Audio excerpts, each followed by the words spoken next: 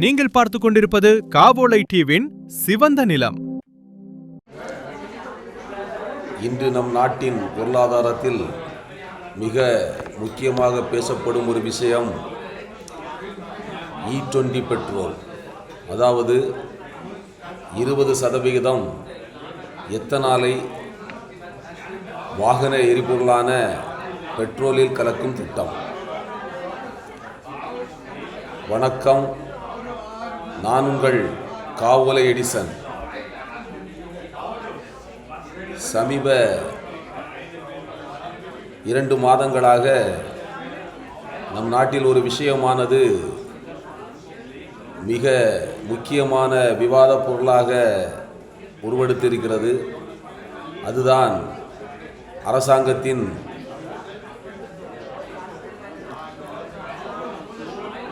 Ethanol எனப்படும் கழிவுப் பொருட்களில் இருந்து உற்பத்தி செய்யப்படும் எரிபொருளை பெட்ரோலில் 20% வரை சேர்ப்பது. இது குறித்து அரசாங்கம் என்ன சொல்லுகிறது என்றால், அரசுக்கு பல லட்ச கோடி ரூபாய்கள் எண்ணெய் இறக்குமதிக்காக செலவு செய்யப்படுகின்றன. அந்த பணமானது 20% எத்தனால் கலப்பதினால் மிச்சமாகும். அவை மக்களுடைய நலத்திட்டங்களுக்கு பயன்படுத்தப்படும் என்று அரசு விளக்கம் சொல்லுகிறது. ஆனால் இந்த எத்தனால் கலப்பிற்கு பின்னால் இருக்கும் வேறு ஒரு விஷயம். இந்த எத்தனால் கலப்பதினால் அதனுடைய லாபம் யாருக்கு போகிறது? தொழில்துறை அனைத்தும் ஒரு சில தனியார் கார்ப்பரேட்டுகளின் கைகளில் அடகு வைக்கப்பட்ட பிறகு இந்த நன்மைகள் சாதாரண எளிய மக்களை சென்றடைய போகிறதா? இல்லை ஒரு சில முதலாளிகளின் கைகளிலே மக்கள் பணத்தை கூடுதலாக கொண்டு சேர்ப்பதற்கான கூடுதலாக ஒரு வழிபாதையை அமைத்து தரப்போகிறதா என்பதை பார்ப்போம். இன்று நமக்குள் எழும் இந்த கேள்விகள் இதே போன்ற கார்ப்பரேட் சார்பு பசுமை மாற்றங்கள் மற்றும் ஒப்பந்த விவசாய முறைகள் ஏற்கனவே சில நாடுகளில் பரிசீலிக்கப்பட்டு மிக மோசமான விபரீதங்களை ஏற்படுத்தி இருக்கின்றன. குறிப்பாக ஏழை ஆப்பிரிக்க நாடுகளில் சில தங்களின் சொந்த நாட்டு மக்களின் பசியை மறந்து, அவர்களுடைய உணவு தேவையை மறந்து, கார்ப்பரேட்டுகளின் லாபத்திற்காக நிலங்களை வாரி வழங்கியதின் விளைவை இன்று அனுபவித்து வருகின்றன. முதலில் இந்தியாவின் தற்போதைய எத்தனால் கணக்கை பார்ப்போம். இந்தியா தனது கச்சா எண்ணெய் தேவையில் 80% மேல் வெளிநாடுகளிலிருந்து வரும் இறக்குமதியைத்தான் நம்பி இருக்கிறது. இதற்காக நம் நாட்டு பணம் லட்சக்கணக்கான கோடி ரூபாயை செலவழிக்க வேண்டியிருக்கிறது. இதை தடுக்க பெட்ரோலில் எத்தனால் கலப்பது ஒரு நல்ல உத்திதான். அதுவும் மேக்ரோ எக்கனாமிக்ஸ் என்று சொல்லப்படும் பெரிய பொருளாதார பார்வையில் இது ஒரு சிறப்பான முன்னேற்பாடாக இருக்கும் என்று பொருளாதார வல்லுநர்கள், குறிப்பாக வலதுசாரி பொருளாதார வல்லுநர்கள் குறிப்பிடுகிறார்கள். ஆனால் இங்கு நீங்கள் கவனிக்க வேண்டியது,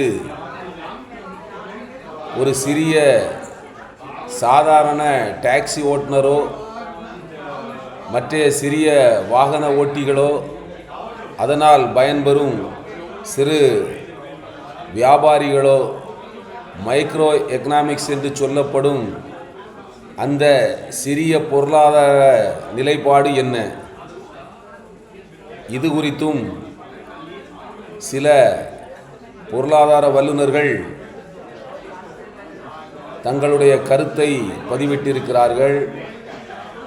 தொழில்நுட்ப ரீதியாக எத்தனாலின் ஆற்றல் அடர்த்தி என்று சொல்லப்படும் எனர்ஜி டென்சிட்டியானது சாதாரண பெட்ரோலை விட குறைவு.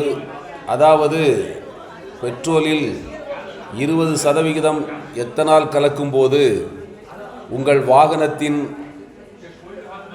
திறன் மைலேஜ் 3% முதல் 7% வரை குறைவாக கிடைக்கும். கணக்கானது எளிதாக இருக்கிறது. நீங்கள் வழக்கமாக 50 கிலோமீட்டர் செல்லும் தூரத்திற்கு இனி கூடுதல் எரிபொருள் தேவைப்படும். அப்படி என்றால் மைலேஜ் குறையும் போது நுகர்வோருக்கு ஏற்படும் இந்த நேரடி பண இழப்பை ஈடுகட்ட அரசாங்கம் என்ன செய்ய போகிறது? எத்தனால் கலந்த பெட்ரோலின் விலையை குறைத்திருக்க வேண்டும், குறைக்கவில்லை.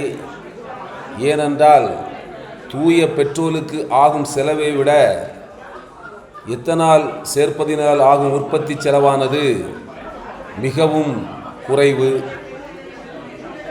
ஆனால் இதுவரை இந்தியாவில் பெட்ரோல் விலை குறைந்திருக்கிறதா என்றால் இல்லை. அப்படி என்றால் இறக்குமதி குறைந்தால் அரசுக்கு மிச்சமான பல்லாயிரக்கணக்கான கோடி ரூபாய்கள் நுகர்வோராகிய நமக்கு மைலேஜ் இழப்பால் செய்யப்படும் கூடுதல் செலவுக்காக கிடைக்கும் பணமும் எங்கே சென்று கொண்டிருக்கிறது? இங்குதான் கார்ப்பரேட்டுகளின் நுழைவு ஆரம்பமாகிறது. எத்தனால் தயாரிக்கும் பிரம்மாண்ட ஆலைகளும் எரிபொருள் விநியோக சங்கிலியும் இன்று யாருடைய கைகளில் குவிந்து கிடைக்கின்றன என்று பாருங்கள்.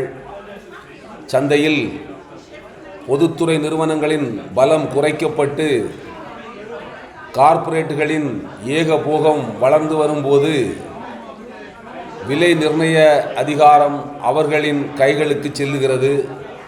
விளைவு அரசின் உன்னதமான திட்டங்கள் மக்களின் வரிப்பணத்தை உறிஞ்சி கார்ப்பரேட்டுகளின் நிகர லாபமாக மாறும் ஒரு மாற்று கருவியாக மட்டுமே சுருங்கிவிடுகிறது. இதில் வேறு ஒரு முக்கியமான பொருளாதார பிரச்சனையும் இருக்கிறது. அதாவது நம் நாட்டில் ஓடிக்கொண்டிருக்கும் வாகனங்களில் 2023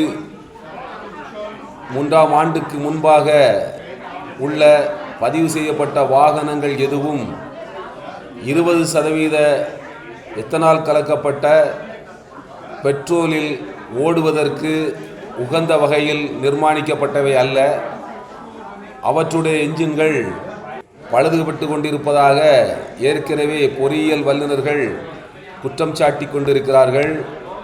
இதனால் வரும் தனி மனிதனுக்கான பொருளாதார இழப்புக்காக அரசு என்ன செய்து கொண்டிருக்கிறது, செய்ய போகிறது என்பதை விளக்க வேண்டும். சரி, ஒரு சாராருடைய நினைப்பு கார்ப்பரேட்டுகள் லாபம் சம்பாதித்தால் போகட்டும், நம் நாட்டு விவசாயிகளுக்கு கரும்பு சோளம் போன்ற பயிர்களுக்கு நல்ல விலை கிடைக்குமே என்று கேட்கிறார்கள். இங்கொன்றும் அங்கொன்றுமாக சில கூட்டுறவு ஆலைகள் இப்பொழுதும் இயங்கிக் கொண்டிருந்தாலும் ஒட்டுமொத்த எத்தனால் சந்தைகள் கார்ப்பரேட்டுகள் கட்டுப்படுத்த தொடங்கும் போது, ஏனெனில் மூலதனமானது அவர்கள் கையில் சிக்கி கிடக்கிறது, அவர்களுடைய கைக்கு முழுமையான கட்டுப்பாடானது செல்லும் போது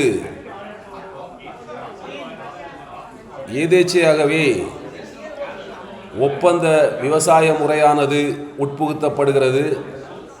இந்த ஒப்பந்த விவசாயம் என்பது கார்ப்பரேட் சார்பு அரசுகளால் விவசாயிகளின் பாதுகாப்பு வளையம் என்று விளம்பரப்படுத்தப்படுகிறது.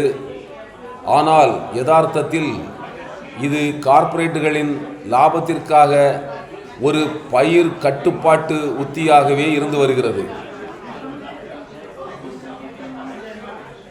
உணவு பயிர் மறைந்து வணிக பயிர் கூடுதலாக பயிரிடப்படும் நிலை ஏற்படும். கார்ப்பரேட்டுகளுக்கு எத்தனால் தயாரிக்க கரும்பும் சோளமும் தான் முக்கியமாக தேவை. அவர்கள் விவசாயிகளுக்கு ஆரம்பத்தில் அதிக பணம் தருவதாக ஆசை காட்டுவார்கள். ஏழை விவசாயியும் அதற்கு கட்டுப்பட்டு அந்த வகையான வணிக பயிர்களை கூடுதலாக வணிக நோக்குடன் பயிரிட வருவான். இதனால் நம் நாட்டின் பாரம்பரிய உணவு பயிர்களான நெல், கோதுமை, சிறுதானியங்கள், பருப்பு மற்றும் காய்கறி உற்பத்தி செய்யும் விவசாயிகள் மெல்ல மெல்ல இந்த வணிக பயிர்களை நோக்கி பயணிப்பார்கள். நிலங்கள் அனைத்தும் எரிபொருள் தயாரிப்பதற்கான பயிர்களால் நிரம்பும் போது மக்கள் பசியை தீர்க்கும் உணவுப் பொருட்களுக்கு சந்தையில் கடுமையான தட்டுப்பாடு ஏற்படும். இது உணவு தட்டுப்பாட்டை கொண்டு வந்து வரும். அத்தியாவசிய பொருட்களின் விலையை சாதாரண ஏழை மக்கள் எட்டாதபடியான உயரத்துக்கு கொண்டு சென்றுவிடும். ஒற்றை பயிர் சாகுபடியும் நீர் சுரண்டலும். கார்ப்பரேட்டுகள் தங்களுக்கு தேவையான ஒரே ஒரு குறிப்பிட்ட பயிரை மட்டுமே ஒட்டுமொத்த பகுதியிலும் பயிரிட வற்புறுத்துவார்கள். அவர்களுடைய நோக்கமெல்லாம் லாபம் சார்ந்ததாகவே இருக்கும். ஒரே பயிரை தொடர்ந்து பயிரிடுவதால் நிலத்தின் இயற்கை வளம் முற்றிலும் அழியும். எல்லாவற்றிற்கும் மேலாக அதிகமான அறுவடையை எதிர்பார்த்து விவசாயி ஃபெர்டிலைசர்ஸ், அதாவது கெமிக்கல் உரங்களை உரமிடுவதால் அந்த நிலத்தினுடைய தன்மையும் அழிந்து போகும். எல்லாவற்றிற்கும் மேலாக கரும்பு போன்ற பயிர்களுக்கு அதிக தண்ணீர் தேவை. கார்ப்பரேட்டுகள் தங்களுடைய லாப இலக்கை அடைய நிலத்தடி நீரானது கண்மூடித்தனமாக சுரண்டப்படும், உறிஞ்சப்படும். சில ஆண்டுகளில் அந்த பகுதியே விவசாயத்திற்கு லாயக்கற்ற வறண்ட பாலைவனமாக மாறும் ஆபத்தானது எதிர்நோக்கி நிற்கிறது. இப்பொழுது நாம் பேசும் இந்த உத்திகள் 2000 ஆண்டுகளின் தொடக்கத்தில் ஆப்பிரிக்க நாடுகளில் மிக ஆக்ரோஷமாக செயல்பட்டன. ஆப்பிரிக்காவின் வறுமையை ஒழிக்கப் போகிறோம், அதுவும் நவீன விவசாயத்தை கொண்டு வந்து அதன் மூலமாக மக்களுடைய கஷ்டங்களை எல்லாம் போக்கப் போகிறோம் என்று கூறிக்கொண்டு பன்னாட்டு கார்ப்பரேட் நிறுவனங்கள் ஆப்பிரிக்க நாடுகளுக்குள் நுழைந்தன. இதை ஆய்வாளர்கள் சர்வதேச அளவில் லேண்ட் கிராப்பிங், அதாவது நில அபகரிப்பு என்று அழைக்கிறார்கள். 3 முக்கியமான உதாரணங்களை நாம் இங்கு பார்ப்போம். முதலாவதாக ஆப்பிரிக்க நாடான எத்தியோப்பியா. மக்களின் பசியை விட அங்கு சென்ற கார்ப்பரேட்டுகள் அவர்களுடைய லாப போக்கை முக்கியமாக நினைத்ததன் காரணமாக 2008ஆம் வாக்கில் எத்தியோப்பிய அரசு பல்லாயிரக்கணக்கான ஹெக்டேர் வளமான நிலங்களை சவுதி அரேபியா மற்றும் இந்தியாவை சார்ந்த சில பெரும் கார்ப்பரேட் நிறுவனங்களுக்கு மிக குறைந்த விலைக்கு நீண்டகால குத்தகைக்கு விட்டது. நோக்கம் என்ன தெரியுமா? அங்கு பயோ எரிபொருள் தயாரிப்புக்கான, அதாவது எத்தனால் தயாரிப்புக்கான பயிர்களை பயிரிட்டு வெளிநாட்டுக்கு ஏற்றுமதி செய்வதற்காகவும் வாசனை திரவியங்களை உற்பத்தி செய்ய பயன்படும் பூக்களையும் அதுபோல் பாசுமதி போன்ற பிரீமியம் லெவலிலான சொகுசு அரிசிகளையும் பயிரிடுவதாக சொன்னார்கள். விளைவு என்ன ஆனது தெரியுமா? எத்தியோப்பியாவின் பூர்வகுடி விவசாயிகள் தங்கள் சொந்த நிலங்களில் இருந்து துரத்தப்பட்டனர். கார்ப்பரேட்டுகள் அங்கு நவீன இயந்திரங்களை வைத்து வணிக பயிர்களை மட்டுமே விளைவித்தனர். இந்த பயிர்கள் அனைத்தும் வெளிநாடுகளுக்கு ஏற்றுமதி செய்யப்பட்டன அல்லது அங்கேயே எரிபொருட்களாக மாற்றப்பட்டன. அதே காலகட்டத்தில் எத்தியோப்பியாவில் பல்லாயிரக்கணக்கான மக்கள் ஒருவேளை உணவின்றி பஞ்சத்தால் செத்து மடிந்தார்கள். தங்களின் சொந்த மண்ணில் விளைந்த உணவானது அவர்களுடைய பசியை தீர்க்காமல் கார்ப்பரேட்டுகளின் டாலர்களாக மாறிய கொடுமை அங்கு நிகழ்ந்தது. இதனால் பல்லாயிரக்கணக்கான மக்கள் பஞ்சத்தின் பிடியில் சிக்கி மாண்டு போயினர் என்பது உண்மை. அடுத்ததாக இதற்கு இருக்கும் ஒரு உதாரணம் மடகாஸ்கர். அங்கு நாட்டின் இறையாண்மையே அடகு வைக்கப்பட்டது. 2008 தென்கொரியாவை சார்ந்த டேவு என்ற கார்ப்பரேட் நிறுவனம் மடகாஸ்கர் நாட்டில் மொத்த விவசாய நிலத்தில் பாதியை, அதாவது சுமார் 1.3 மில்லியன் ஹெக்டேர் நிலத்தை 99 வருட குத்தகைக்கு எடுக்க முயன்றது. அங்கு பயோ டீசல் தயாரிப்பதற்கான சோளத்தையும் ஃபார்மாயிலையும் பயிரிடுவதுதான் அவர்களின் முக்கியமான திட்டம். மடகாஸ்கர் மக்கள் தங்களின் உணவு பாதுகாப்பு முற்றிலும் அழியப் போவதை உணர்ந்து வீதியில் இறங்கி போராடினார்கள். அந்த போராட்டம் எவ்வளவு தீவிரமடைந்தது என்றால் நாட்டின் ஆட்சியையே கவிழ்த்து போடும் அளவுக்கு பெரிய புரட்சியாக உருவானது. அதன் பிறகு வந்த புதிய அரசானது அந்த ஒப்பந்தத்தை ரத்து செய்து ஒரு ஸ்திரத்தன்மையை கொண்டு வர பெரிய போராட்டத்திற்கு பிறகு முடிந்தது. இது எப்படி ஒரு நாட்டின் அரசியல் ஸ்திரத்தன்மையே கார்ப்பரேட்டுகளால் சீரழிக்க முடியும் என்பதற்கு ஒரு மிக சிறந்த உதாரணம். அடுத்ததாக சுடான். உள்நாட்டு போரினால் நலிவடைந்த சுடான் பலவீனத்தை பயன்படுத்தி வளைகுடா நாடுகளின் கார்ப்பரேட் நிறுவனங்கள் அந்நாட்டின் வளமான நைல் நதிக்கரை ஓர நிலங்களை ஒப்பந்த விவசாய முறைக்கு எடுத்தன. சூடான் மக்கள் பசியால் வாடிய போதும் அந்த நிலங்களில் விளைந்த அத்தியாவசிய தானியங்கள் அனைத்தும் கார்ப்பரேட்டுகளின் ஒப்பந்தப்படி மேலை நாடுகளுக்கு கப்பல் ஏறின.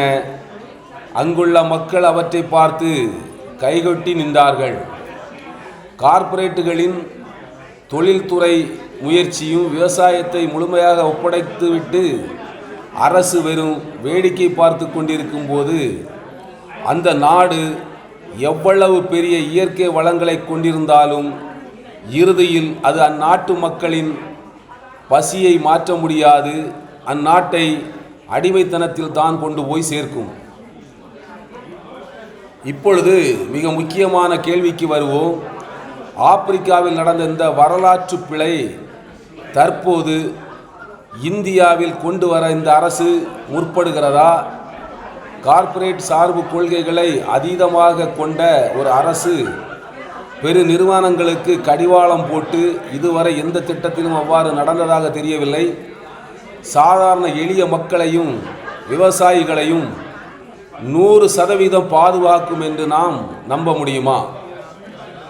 நேரடியாக சொன்னால் அரசு தானாக முன்வந்து இந்த 100% மாற்றத்தை செய்யும் என்று நம்புவது தற்காலங்களில் நடந்து கொண்டிருக்கும் எல்லா துறைகளிலுமான கார்ப்பரேட்டுகளுக்கு முன்னுரிமை என்ற அடிப்படையில் நாம் அவ்வாறு நம்புவது மிக தவறானது, ஏமாற்றம் அளிக்கக்கூடியது. ஏனெனில் இன்றைய கொள்கைகள் அனைத்தும் கார்ப்பரேட்டுகளின் தொழிலுக்காக அவர்கள் தொழில் செய்வதை எளிதாக்குவதாகவே திட்டங்கள் அமைந்துள்ளன. அவ்வாறுதான் அவை வடிவமைக்கப்படுகின்றன. ஒழுங்குமுறை அமைப்புகள் கூட பல நேரங்களில் தங்களின் சுயாட்சியை இழந்து கார்ப்பரேட்டுகளின் அழுத்தங்களுக்கு பணிய வைக்கப்படுவதை நாம் பார்த்து கொண்டிருக்கிறோம். ஆனால் இந்தியாவிற்கும் ஆப்பிரிக்காவிற்கும் ஒரு பெரிய வித்தியாசம் இருக்கிறது. அதுதான் நம் நாட்டின் மக்களாட்சி பலம், அதாவது டெமோக்ரசி. அதுவும் கூட இப்பொழுது கார்ப்பரேட் முறையில் கேள்விக்குறியாக்கப்பட்டு கொண்டிருக்கிறது என்பது நீங்கள் அறிந்த உண்மை. இந்தியாவில் தேர்தல் அரசியல் என்பது மக்களின் வாக்குகளை சார்ந்தே இருக்கிறது. இதுவரை இருக்கிறது. அவற்றையும் கூட கார்ப்பரேட் திட்டப்படி ஒரு கைப்படுத்தும் வேலையானது நடந்து கொண்டிருக்கிறது.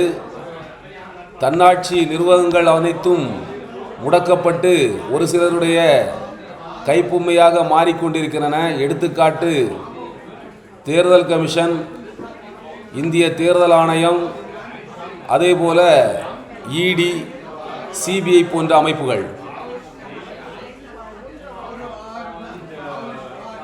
இருந்தாலும் கூட இந்தியாவின் தேர்தல் அரசியல் என்பது மக்களின் வாக்குகளை சார்ந்தே இருக்கிறது. கார்ப்பரேட் சார்பு திட்டங்கள் எல்லை மீறி அது மக்களின் உணவு பாதுகாப்பையோ அல்லது விவசாயிகளின் வாழ்வாதாரத்தையோ நேரடியாக பாதிக்கும் போது அது ஆட்சியாளர்களின் நாற்காலியை குலுக்கும் என்பதை இந்திய வரலாறு பலமுறை நிரூபித்துள்ளது. சமீபத்திய விவசாயிகளின் வரலாற்று சிறப்புமிக்க போராட்டங்கள் கூட இதற்கு சான்று பகர்கின்றன. ஆகவே எத்தனால் கலப்பு திட்டமோ அல்லது நவீன விவசாய உத்திகளோ தொழில்நுட்ப ரீதியாக தவறானவைகள் அல்ல. ஆனால் அவை யாருடைய லாபத்திற்காக யாரை ஒடுக்கி செயல்படுத்தப்படுகிறது என்பதுதான் இங்கிருக்கும் உண்மையான கேள்வி. அரசாங்கம் கச்சா எண்ணெய் இறக்குமதியை குறைத்து மிச்சப்படுத்தும் பல்லாயிரக்கணக்கான கோடி ரூபாயானது பெட்ரோல் விலை குறைப்பின் வழியாக சாதாரண மக்களுக்கு கடத்தப்பட வேண்டும். ஒப்பந்த விவசாய முறை என்ற பெயரில் சிறு விவசாயிகளின் நில இறையாண்மை பறிக்கப்படக்கூடாது. ஒரு குறிப்பிட்ட பகுதியில் இவ்வளவு சதவிகித நிலத்தில்தான் இந்த தொழில்முறை பயிர்கள் பயிரிடப்பட வேண்டும், மற்ற இடங்களில் கண்டிப்பாக உணவு பயிர்கள் மட்டுமே விளைவிக்கப்பட வேண்டும் என்ற சட்டப்பூர்வ கட்டுப்பாடை அரசு கொண்டு வர வேண்டும்.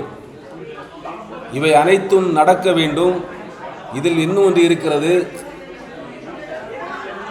அதாவது உணவு பயிர்கள் பயிரிடுவதற்கென்ற ஸ்பெஷல் ஜோன்களை உருவாக்கி அவ்விடங்களில் தொழில்சார் பயிர்களை பயிரிடக்கூடாது என்று கண்டிப்பான திட்டங்களும் சட்டங்களும் வகுக்கப்பட வேண்டும். மீறுபவர்கள் மீது கடுமையான நடவடிக்கைகள் எடுக்கப்பட வேண்டும். கார்ப்பரேட்டுகளின் லாப வெறிக்கு மத்தியில் சாதாரண மக்களின் உரிமைகள் காக்கப்பட வேண்டுமென்றால் அதற்கு மக்களாகிய நம்மிடமும் தொடர் விழிப்புணர்வும் கேள்வி கேட்கும் ஜனநாயக பண்பும் இருக்க வேண்டும். இந்த கேள்வி கேட்கும் ஜனநாயக பண்பு மட்டும்தான் அது பல வகைகளில் முடக்கப்பட்டு கொண்டிருக்கிறது. வாழ்நாள் சிறைவாசம் கூட அதற்காக பரிசீலிக்கப்பட்டு கொண்டிருக்கிறது இந்த உலகில் பெரிய ஜனநாயக நாட்டில். ஆனால் நாம் விழிப்புடன் இல்லாத வரை எந்த ஒரு மக்கள் நலத்திட்டத்தையும் கார்ப்பரேட்டுகளின் கைப்பாவையாக இருக்கும் இந்த அரசுகள் அவர்களுடைய கஜனாவை நிரப்புவதற்காகவே செயல்படுத்தும். அவை இந்த திட்டத்திலும் மாற்று என்பது இருக்கும் என்பது நம்பிக்கை இல்லை. ஆகவே மக்களாகிய நாம் தான் விழிப்புணர்வு கொண்டு இவற்றில் நம்முடைய பொருளாதார பிரச்சனையும் உள்ளடங்கி இருக்கிறது. விழிப்புணர்வு கொண்டு அரசை கேள்வி கேட்கும் தைரியத்தை வளர்த்து கொள்ள வேண்டும். இப்படியே அடுத்த வீட்டுக்காரனுக்குத்தானே வந்திருக்கிறது என்ற சமாதானம் சொல்லி நம் வீட்டு வாசலில் பிரச்சனைகள் வந்து நிற்கும் வரை காத்திருக்காமல் பக்கத்து வீட்டுக்காரனுக்காகவும் குரல் எழுப்ப தொடங்கினால் இது போன்ற நலத்திட்டங்கள் 20% எத்தனாலை கலப்பது என்பது மோசமான திட்டம் ஒன்றும் கிடையாது. அது பெட்ரோலினுடைய இறக்குமதி செலவுக்காக நம் வரிப்பணத்திலிருந்து செலவிடப்படும் அந்த செலவை கணிசமான அளவு குறைப்பதற்கு பயன்படும். ஆனால் இத்திட்டம் எந்நோக்கில் செயல்படுத்தப்படுகிறது என்பதை புரிந்து கொண்டு விழிப்புணர்வுடன் நாம் செயல்பட வேண்டும். நான் உங்கள் காவோலை எடிசன்.